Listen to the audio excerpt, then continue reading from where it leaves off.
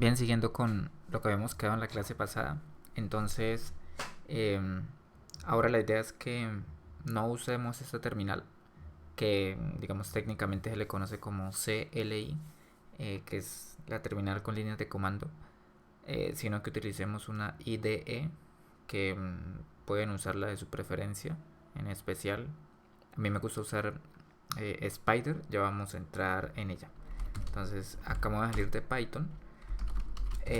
Y les iba a decir que, digamos, si tienen Conda, pues podrán seguir los pasos que recomienda iConda para instalar los diferentes módulos. En este caso yo no tengo instalado nada adicional, estoy utilizando todo tal cual como viene el computador, que me parece una manera muy fácil y directa de hacerlo.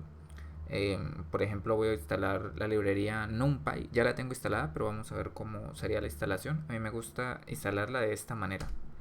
Entonces escribo Python -m y llamo a pip, que me permite usar toda esta librería. Em, por ejemplo, si quiero instalar muchas librerías, lo único que hago es escribirlas separadas, normal. Por ejemplo, NumPy, espacio, pandas, espacio, no sé, geopandas y así sucesivamente. En este caso vamos a hacer el ensayo solo para NumPy, a ver cómo nos va. Entonces es Python 3 espacio -m espacio pip espacio y la librería o librerías que quieran. En este caso vamos a darle enter. Eh, perdón, después de pip es install. En este caso ya está instalando, los está descargando y me dice que ya tengo instalada aquí la versión de Python 1.18.3. Si hiciéramos por ejemplo lo mismo para matplotlib, entonces también iniciaría la descarga y luego me diría que ya lo tengo instalado. En este caso parece que está instalando algunos paquetes adicionales, pero bueno, sí, instaló un paquete adicional que es este Cycler. Pero en general también ya está instalado. Hay alguna ventaja y es que algunos paquetes dependen de otros paquetes que con el pip se pueden instalar, digamos, de manera automática. Bueno, ahora sí me voy a salir de la terminal y como utilicé Python 3 para instalarlo, quiere decir que acá mi Spider lo va a tener de una vez enlazado. Como les dije, sin crear ambientes virtuales ni ninguna de estas, digamos, de este tipo de ambientes que me permiten crear diferentes versiones, instalar un mismo paquete en diferentes versiones o un control de versiones. No, que vamos a usar todo lo básico. Entonces, ahorita lo que vamos a ver es a usar NumPy nuevamente, eh, y Matplotlib para crear unas gráficas, pero como un script. Eh, en este caso, esta es la primera vez que abro el Spider, entonces a mí me gusta hacer una configuración especial y es que eh, me gusta que las gráficas no las ponga acá en el ePython, sino que se generen en una nueva ventana. Entonces, bueno, vamos a comenzar desde cero. Como les dije, esta es la primera vez que tengo el Spider, entonces yo voy a crear un nuevo script y lo primero que hago es guardarlo. Una vez lo guarde, entonces esto me va a permitir que la información que voy escribiendo, digamos que se puede ir, luego podemos acceder a ella, no como en la terminal que las líneas que estaban ahí, digamos que de algún modo se ejecutaban, pero luego no podía regresarme, luego no podía regresarme. Entonces, bueno, vamos a abrir el Spider.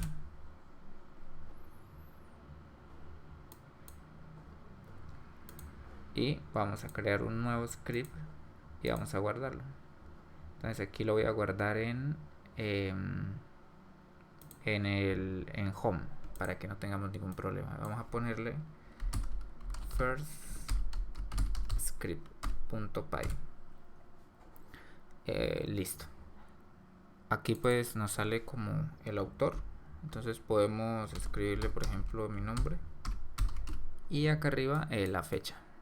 automáticamente nos genera la línea número 1 y la línea número 2 para que no nos cause ningún tipo de error cuando utilicemos caracteres digamos que están codificados en UTF-8, o sea, como tildes, ñes, todo eso.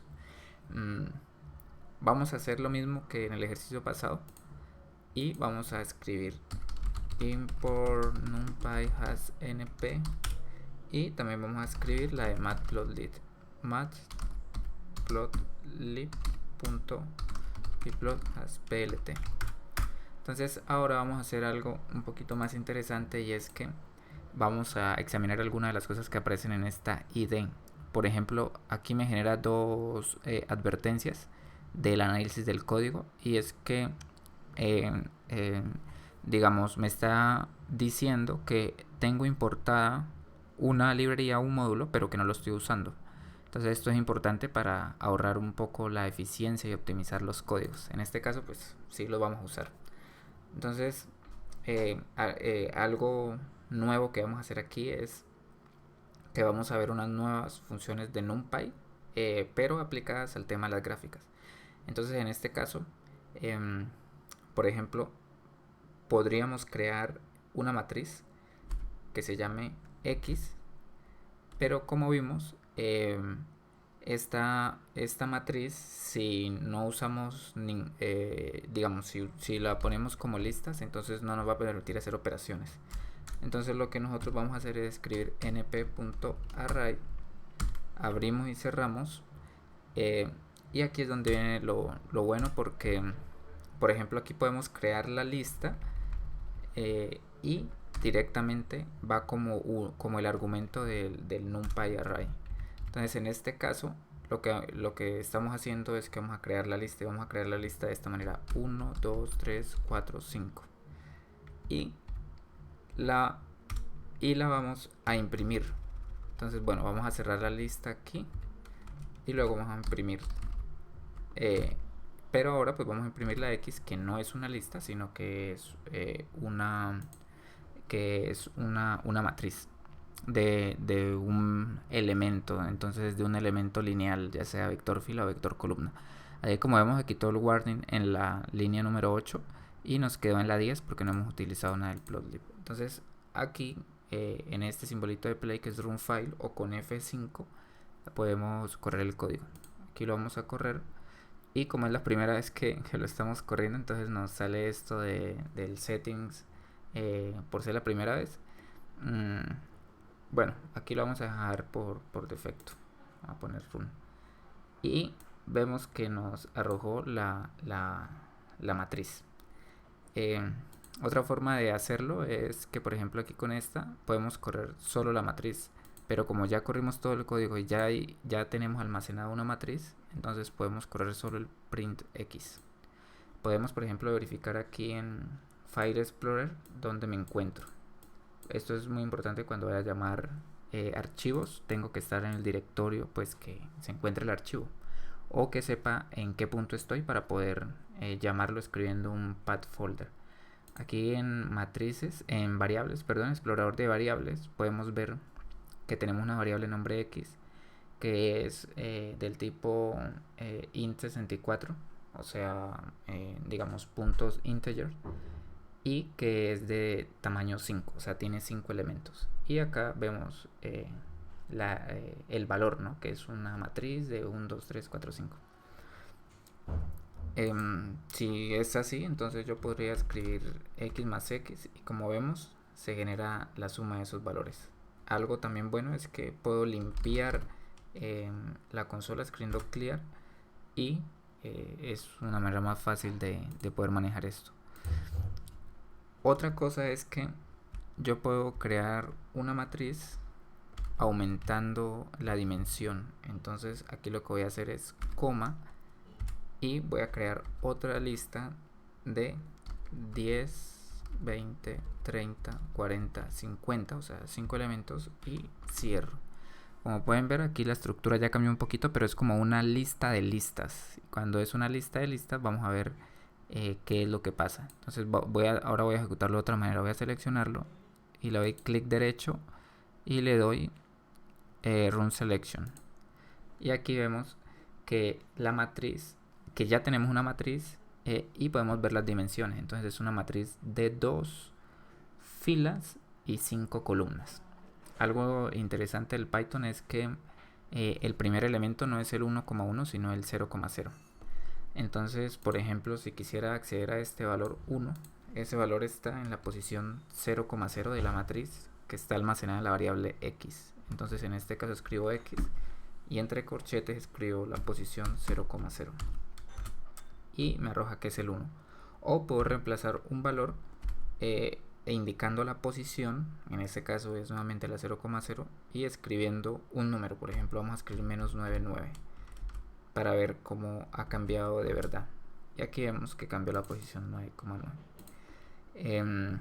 Ahora sí, por ejemplo, también podríamos hacer la traspuesta. Entonces vamos a poner x y vamos a poner la traspuesta de x, que en este caso la traspuesta de x, pues si son 2 filas y 5 columnas, van a ser 5 filas y 2 columnas. Y vamos a obtenerla de esta manera. Vamos a acceder nuevamente a la posición 0,0 y vamos a reemplazarla por el valor de 1. Ahora, por ejemplo, como podemos ver, nuestra matriz tiene 5 elementos en las columnas y 2 en las filas, podríamos, por ejemplo, decir que la primera fila es el eje X y la segunda fila es el eje Y de algún tipo de arreglo de información que tengamos y pudiéramos graficarlos. Entonces vamos a usar nuevamente plt.plot y vamos a graficarlos accediendo a esos elementos. Entonces, por ejemplo, si quisiera acceder solamente, ya vemos cómo ir a un elemento, pero ahora vamos a ver si quisiera, por ejemplo, todas las columnas de la primera fila. Entonces la primera fila es la fila número 0 y todas las columnas se escribe con los 2 puntos y vemos que nos arrojó todas las columnas de la primera fila. Y ahora vamos a ver todas las columnas de la segunda fila, que es la posición número 1, y ya lo tenemos así. Entonces vamos a graficarlo de esa manera. Los X es todas las columnas de la primera fila y los Y son todas las columnas de la segunda fila. Y bueno, vamos guardando esto. Entonces, un punto importante que les decía es que, por ejemplo, si hago esto, la gráfica se me va a generar aquí y pues de esta manera no me gusta porque no sé, por ejemplo, no le puedo hacer zoom ni moverla ni nada. Digamos, esto se puede arreglar aquí en preferencias y podemos ver aquí, por ejemplo, en ePython console y en gráficas no las ponemos inline sino que las ponemos automáticas. Aplicar, ok. Vamos a ejecutarlo a ver si se abre la gráfica ya en una ventana emergente nueva. No se abre. Entonces lo que vamos a hacer es cerrar el programa y vamos a abrirlo nuevamente. Cuando abramos el programa, el script ya va a quedar ahí, no tenemos que buscarlo otra vez ni nada. Y por ejemplo, si lo corremos, ahora sí la gráfica está acá afuera, lista para, por ejemplo, guardarla o cambiar los ejes desde acá. Por ejemplo, aquí le puedo poner el título My First Plot, que es una manera, digamos, rápida de poner los títulos y los ejes también. Por ejemplo, este es label X y este es label Y. Y bueno, podría guardarlo y ya me quedaría listo. Bueno, esa parte estaría bien, pero digamos, otra funcionalidad del NumPy es que yo puedo crear una lista, digamos, un número de elementos, perdón, pero digamos, de manera automática. Entonces yo puedo crearlos, por ejemplo, con una función que es linspace. Allí, como vemos, él me autocompleta muchas de estas. Yo podría elegir aquí, digamos, la de mi interés, en este caso es linspace, y con doble clic la selecciono. Linspace Y esa es otra ventaja de Spider, y es que me genera ayudas emergentes a medida que voy escribiendo. Por ejemplo, si abro paréntesis, me dice que bueno, aquí están los argumentos, pero realmente yo pudiera escribir acá help y escribir np.linspace, y aquí me dice que bueno, me da primero unos ejemplos muy buenos, pero si yo quisiera saber realmente cómo funciona, dice que acá inician un número, finalizan otro, y tengo que ponerle el número de elementos que hay entre ellos. Entonces, por ejemplo, si quisiera graficar la función coseno de x, pero x quiero que varíe entre 0 y 2pi, entonces, por ejemplo, pongo inicia en 0, termina en 2pi, pero 2pi lo voy a sacar del numpy, así con np.pi, y voy a decir que me ponga 50 valores. Y luego voy a graficar x, y voy a graficar el coseno de x. Y aquí ya está graficado el coseno de x entre 0 y 2pi, que es 6 punto algo aproximadamente. Por ejemplo, si le pusiera 0.5 por pi, entonces se alargaría, o digamos ya podemos comenzar a deformar las funciones. Aquí en este caso la función coseno nos la provee la herramienta o el módulo NumPy, pero nosotros también podríamos crear nuestra propia herramienta. En este caso vamos a hacer el ejemplo para definir una función, y con esto terminaríamos. Entonces, las funciones son muy prácticas porque podemos crearlo de muchas maneras, y además funcionan exactamente igual que como las que estamos cargando en este momento. Es decir, que él hace un escaneo a cada uno de los elementos que se encuentran en X, y a cada uno de estos le aplica la función o cierta transformación que se quiera aplicar. En este caso vamos a decir que X va desde -5 hasta 5, y vamos a poner 100 valores, y luego vamos a definir una función que es la función sigmoide. Bueno, pero la función pudiéramos definirla antes, y vamos a ponerla aquí sigmoide, y entre paréntesis vamos a poner los argumentos.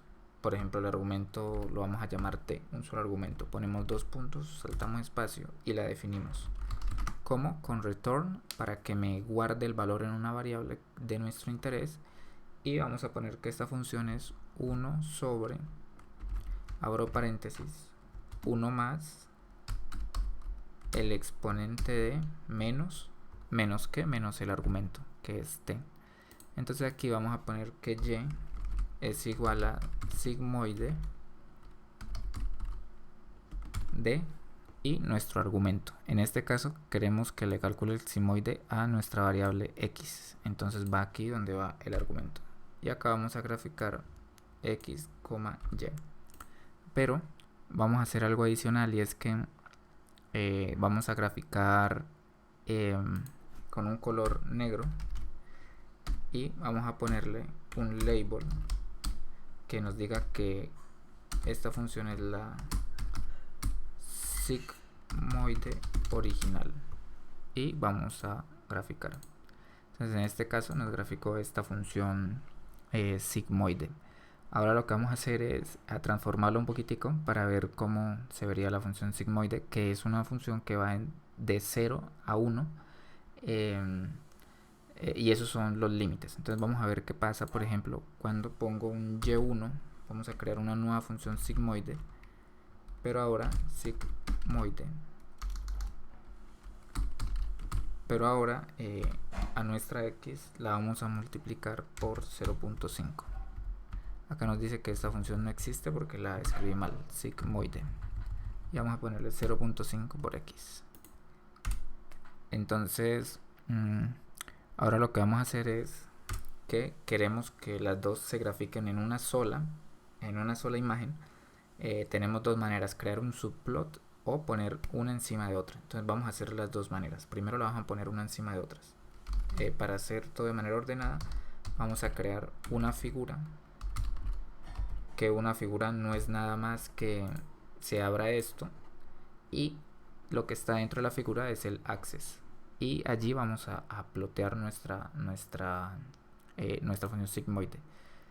Si ponemos por ejemplo una después de la otra, vamos a poner x, y1, y esta la vamos a poner en red, en color rojo, y vamos a ponerle un label para poder identificarla rápidamente, y esta la vamos a poner sigmoide transformada, y luego vamos a aplicar el legend para poder ver todo mejor. Entonces vamos a ejecutarlo y vemos que aquí ya tenemos nuestras dos sigmoides. En este caso lo que estamos simulando es que se está haciendo un stretching, ¿no? Multiplicándose por un factor la variable independiente, y ahí tendríamos nuestras dos gráficas. Ahora vamos a ver qué pasa si queremos dos gráficas pero por separado, es decir, una a la izquierda y una a la derecha. Entonces para eso vamos a utilizar un subplot. Entonces subplot, y vamos a decirle que queremos el subplot con los axes de tal manera que sea de manera matricial, que sea una fila y dos columnas, es decir, los vamos a poner de manera horizontal, y este va a ser el elemento 1, y acá vamos a poner que este sea el elemento 2. Voy a quitar esto del legend y vamos a ver qué pasa. Entonces aquí vemos que ya están dos axes, la de la izquierda es la original y la derecha la transformada. Si por ejemplo aquí pusiera plt.legend, vamos a ver que solo se puso el legend para la primera, y además pues como es tan corta, entonces no se arregló bien, pero simplemente basta con hacer un poquito más grande la gráfica y ya queda bien. Si quisiéramos que quedara arriba y abajo, entonces lo ponemos acá también y quedaría así, y esta sería nuestra función sigmoide. Además que si quisiéramos por ejemplo asignar título o el valor de los ejes, entonces sin necesidad de regresarnos al script, lo que podemos hacer es que nos vemos acá a personalizar, y aquí hay dos ejes, el primero es el de la izquierda y el segundo es el de la derecha. Entonces en este caso vamos a seleccionar el de la izquierda y vemos que dice título, entonces le voy a poner sigmoide original, y en el eje Y vamos a ponerle probabilidad de X, y en el eje B, perdón, este es el eje X, y acá vamos a ponerle valor X, y vamos a ver qué pasa. Listo. Y ahora vamos a arreglar la de la derecha. La de la derecha es la siguiente, y vamos a ponerle sigmoide transformada, y simplemente podemos asignarle el eje X para que no se confunda nada más. Entonces aquí es valor, y esto es 0.5 por X, o bueno, 0.5X, y vemos que ya tenemos todo listo para guardar nuestra imagen nuevamente en el escritorio, y vamos a ponerle figura número 2